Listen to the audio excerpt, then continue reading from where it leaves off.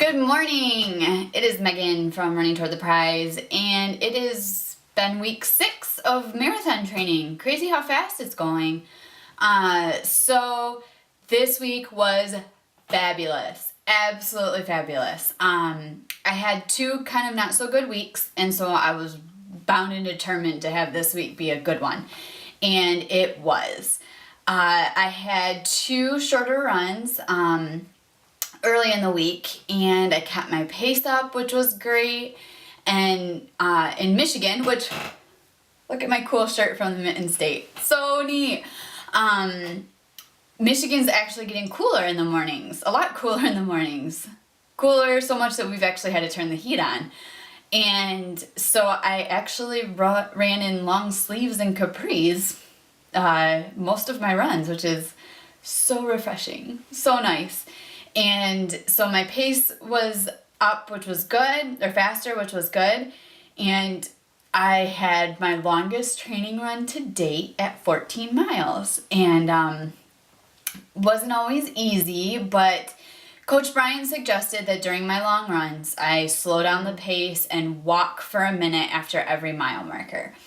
So he said starting from mile 1. So that's what I did. And I was gonna run, we live in a subdivision outside of town, and I was gonna run into town 7 miles, turn around and come back.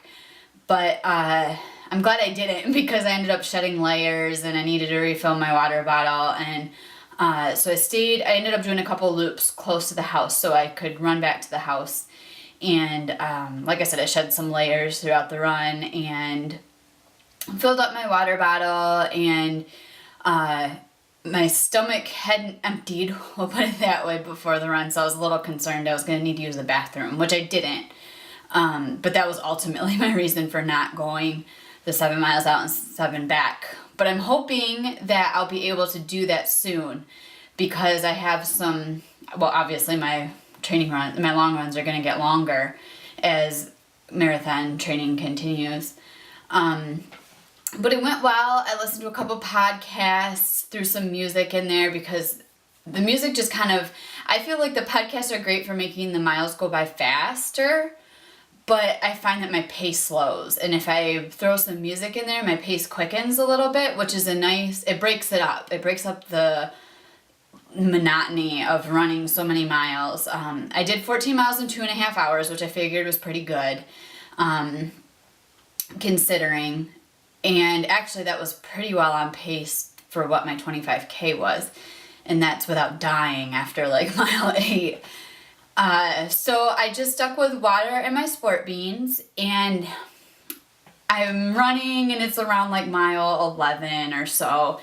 And my stomach starts to growl, and I'm like, oh, okay, I need more sport beans.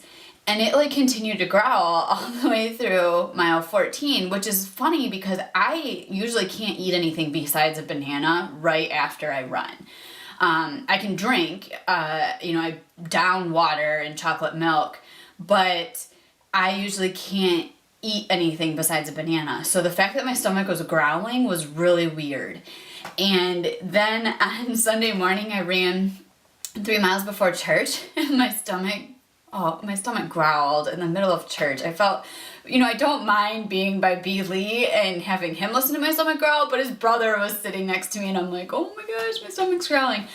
So I talked it over with B. Lee, and we think what's going on is that I'm obviously increasing my mileage a lot more than normal, and I don't think I've been taking in enough calories for the fact that I'm increasing.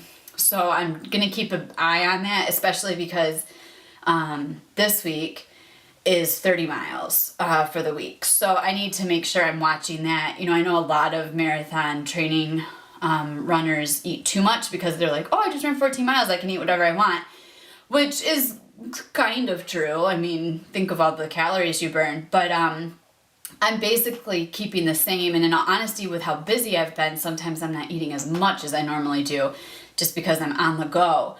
So I'm really keeping an eye on that, always having snacks like almonds and things like that with me just so I can keep an eye on it. So I'll keep you posted on how that goes. But I got 24 miles in this week, which is pretty exciting. And Honestly, my legs haven't been too bad. I was a little worried that they'd be kind of sore, but they weren't. I did make sure I wore my compression socks to work or at night, in the evening, I guess I should say, not at night. And that's helped. I haven't had any shin pain. And I did take a ice bath after my 14 miles because my hips were just a little tight and my butt was sore, which I threw some hills, not huge hills by any means, pretty small hills towards the end of the 14 miles because I wanted to make sure I was getting some hills in there. And my rear end hurt a little bit, which is normal for me on hills when I'm tired. So I did take a ice bath, which I know helps my muscles a lot, and I've been making sure that I've been foam rolling. Knock on wood, my T-band has been holding up extremely well, but I also have been foam rolling a lot, so I know that that helps.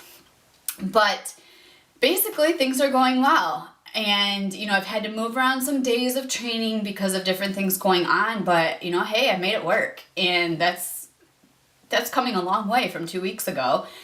And yeah, it's going well. I've got new shoes coming. They should be coming any day now. And I'm going to start rotating those in. And other than that, things are looking good.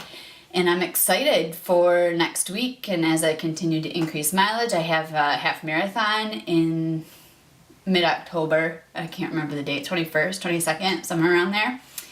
And I'm excited to see if I can pull off another PR or not. And marathon training's just going by fast. I can't believe it. But it's going well. So I'll keep you posted on how things go.